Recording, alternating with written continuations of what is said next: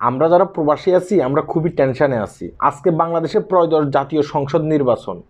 আজকের এই দিনে আমাদের ফ্যামিলি ঠিকমতো ভোট কেন্দ্রে যেতে পারতেছে কিনা, আবার সেখান থেকে ভোট দিয়ে সুস্থভাবে বাড়িতে ফিরতে পারতেছে কিনা, এই কারণে অনেকে টেনশনে আছি। আমার মতো কে কে টেনশনে আছেন অবশ্যই জানাবেন। কেন আমি কথাগুলো বলতেছি মন দিয়ে শুনেন। আমাদের গ্রাম বাংলার ভাষায় একটা কথা আছে, যার বাবারে কুমিরে খাইছে সে কিন্তু ডেকে দেখলেও ভয় পায়। হ্যাঁ, গত নির্বাচনে আমার বাড়ি থেকে আমার মাকে আমি পাঠিয়েছি ভোট দেওয়ার জন্য।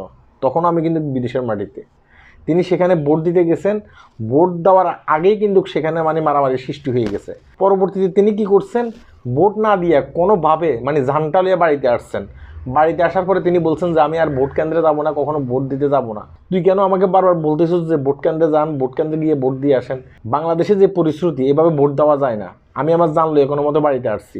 এবারও কিন্তু আমার মাকে আমি কি করছি, আমি বলছি ভোট কেন্দ্রে যান, সেখানে গিয়ে ভোট দিয়ে আসেন। তো কিছুক্ষণ আগে তিনি বলছেন তিনি যাচ্ছেন ভোট দেওয়ার জন্য। এমনকি আমি আশপাশে অনেকের কাছে খোঁজখবর নিছি যে এরা বলতেছে যে না, এবার সুস্থভাবে নির্বাচনটা হচ্ছে। আপনার এলাকায় কি সুস্থভাবে নির্বাচন হচ্ছে কি না, আপনি কি সেটা জানতে পারছেন কি না, সেটাও অবশ্যই কমেন্ট বক্সে জানাবেন। আল্লাহ হাফেজ।